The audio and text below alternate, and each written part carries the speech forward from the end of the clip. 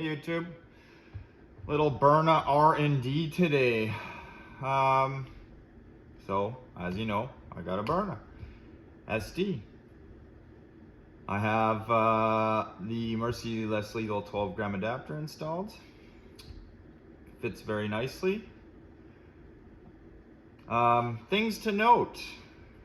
So this cannot shoot shape projectiles. Not without some probably fairly significant modifications. The magazine tube is round all the way down. So to even get a shape projectile in here, you would have to mill out the back of this magazine square, which that would be probably not really impossible, although the angle, you need a proper machine to do it accurately. Anyways, this isn't use a file hand job. Did I say hand job? Like your TIPX magazines, where the breech is round, or sorry, like the magazine head is round, but the rest of the magazine is actually allows for a shape projectile. And in a TIPX mag, you can just file the back and bam, they fit right in there. Obviously, you'd need to change the breech as well, which leads me to my next observation. And the breech it's hard to see in there, but for those of you that have a Byrna, that probably be watching this, there actually looks like room in there to fit a shape projectile with very minimal modifications. There's some sort of plastic intrusion there. It's kind of got a C shape, but it looks like you could just knock the edges off and a shape projectile would drop right back in there. But I haven't gotten that far yet, and without a magazine, obviously, what's the point? I mean, breech loading a Byrna, that's not going to happen. So in any case, you can see I got no CO2 in there. Magazine's empty. Safe practices, obviously. I've been told by a number of people that the Byrna bore is quite large. I heard as large as 0.69 inches. Now, I've tried a few times here to measure this with my caliper, and a caliper is not a good way to measure a barrel bore. There are barrel bore specific, or tube bore specific, should I say, for machinists to do something like this. And even the least expensive one that Charles shared with me was still like $175, and that's US. Remember, I'm in Canada, so we're talking in the $2 range, and it's not something that, if somebody gave me one, sure, but yeah. So it is what it is. I'm measuring with a caliper here. Get out of here, kitty. So we're gonna go to inches here, and I'm gonna try my best to get an inside diameter. Probably better do it like this. Put a little, rest it a little bit.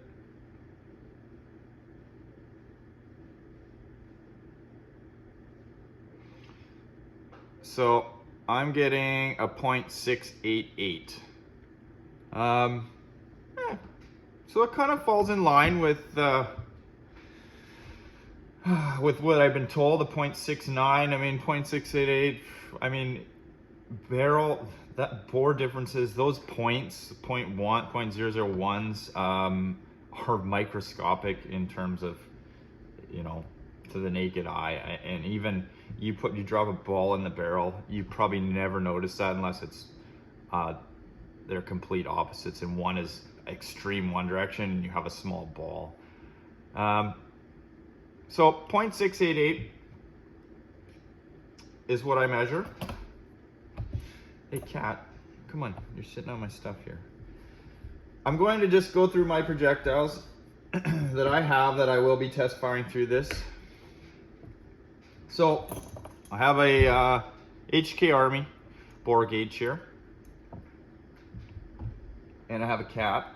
that is very interested in these roly-poly things here. So first thing is the Byrna Kinetics. Let me get my scale out here too.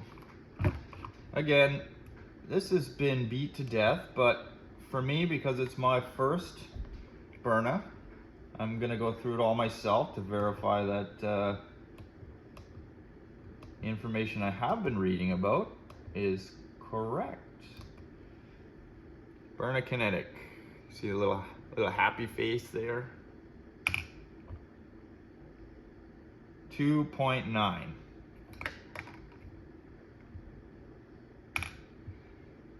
2.89.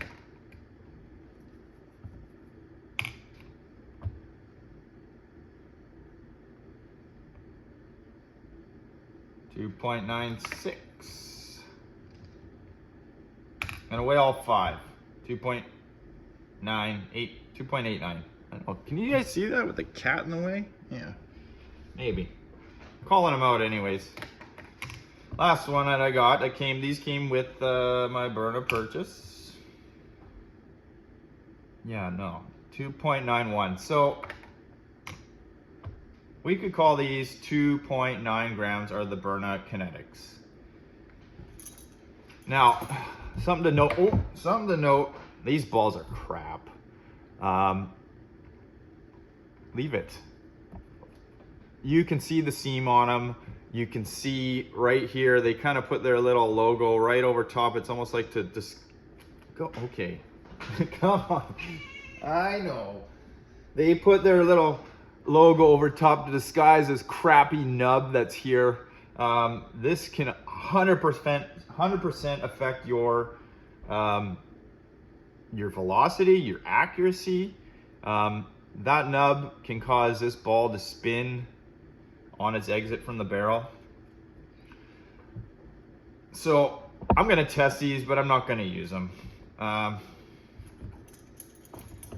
to give them their most fair advantage, so if I put this through the gauge like this, obviously that nub is gonna catch. So I'm gonna do them all face up like this.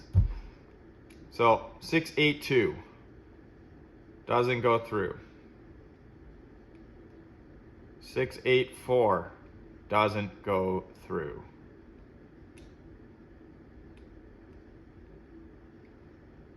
685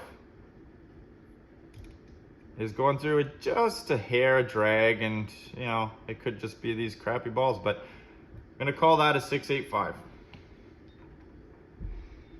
Next one, 682, no go.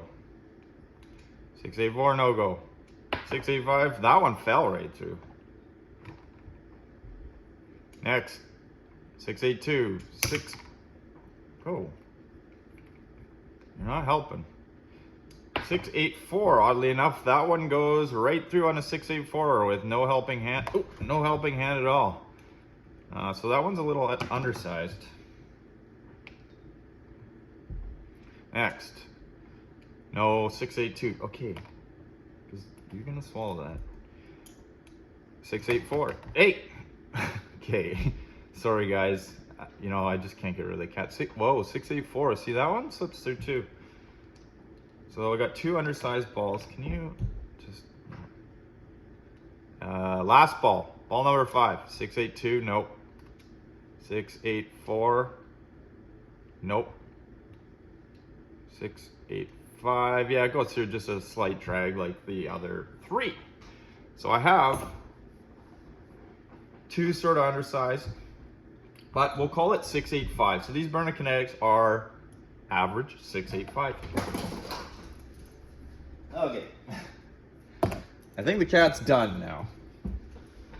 She frightened herself. Next, and we're going in weight here. So I have these shiny black Canada Riot balls. These are nylon PVC. There's no steel core. 3.67.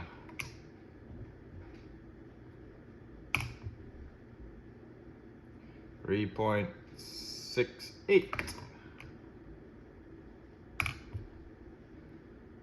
3.66.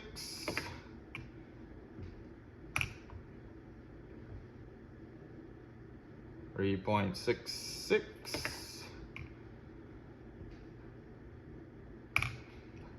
3.65. All right. Those are marketed as a 3.7 gram ball. So right on the money. Well, no, I mean, I'm rounding up. I think all these manufacturers are very similar like that. I think Byrna calls these 3 grams, which clearly they were 2.9. So, and we're splitting hairs here, guys. It's not critically important. Next up, bore size. Canada balls. 679. 682. Right through. Next up. 679. Nope. 682. 679. 682. 679. 682. 679. Missed the last one. 682. That is something that, to this day, I love about the Canada balls, is the precision that they are. These things are round, they are seamless, and I wish I had a gauge that was probably 681, because it would probably show that they don't go through a 681, but they go through a 682. I mean, these things are always spot on. Next up are the jewels. So I have some Jewel V2 here.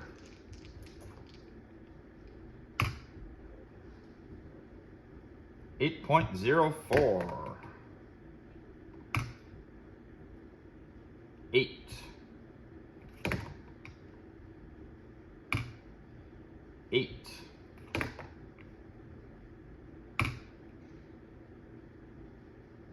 8.04.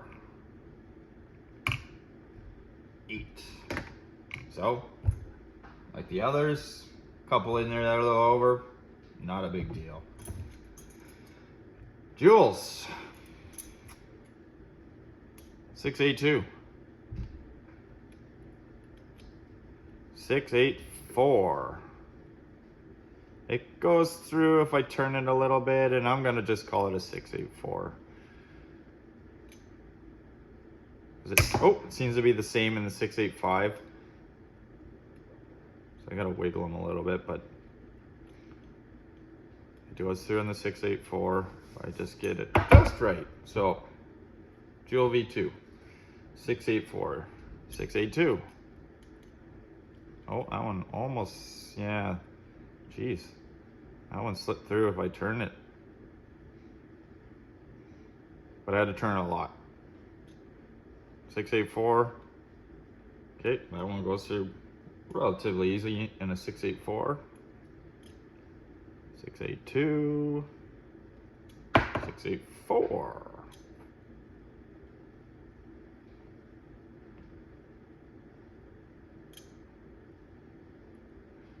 684. So 684. Last ball. 682, no go. 684, right there. So the Jewel V2 I'm gonna call a 684. So they are,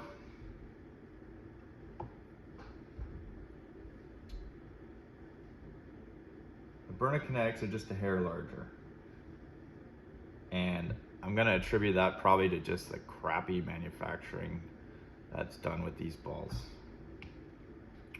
Last balls I have to test are Canada balls again, but these are the steel core hybrid balls. So these are 9.9 gram. Oops, do it this way.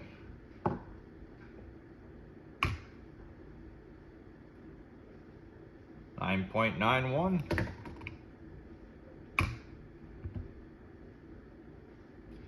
9.88.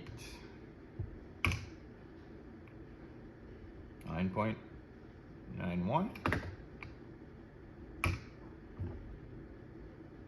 9.9. Right on the button, that one.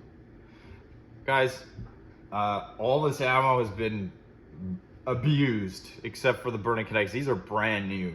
So I mean, I expect some little bit of tolerance differences here. I mean, well, that one's not so bad. Let me finish doing this anyways. 9.88.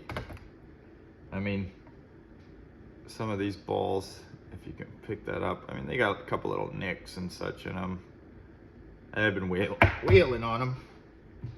So, Canada balls, 9.9 gram, like advertised.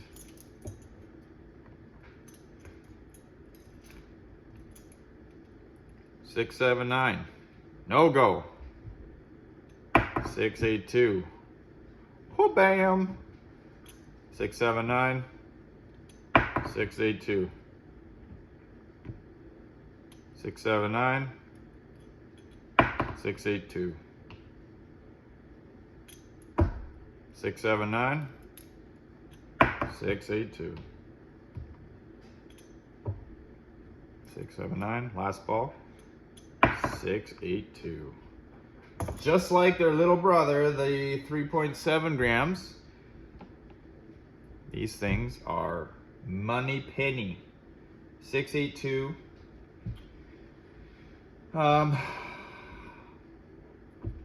So that leads me to my next. Byrna tuning. The easiest thing to gain FPS is bore matching. Out of all these projectiles, the Byrna Kinetic are actually the largest, and actually, you know, when I drop that in there, it almost feels like a little bit of suction. They don't drop right through. They are the biggest, not by much, and maybe just by the fact that they're shittily manufactured. Shittily, is that a word? I don't think so, but it is now. So, in theory, these should produce the highest FPS. I'm not gonna say joule because, yeah, I've seen a lot of weird things happen when testing these, and that's why I always test them. So I am going to test all these projectiles. The joule are the second largest, and they just plop right down there. Like, I mean, they are 8 grams, so they're a little bit heavier. Well, a little bit, they're a lot heavier than these Byrna Kinetics, but there's no sort of vacuum effect when I drop that ball in there. And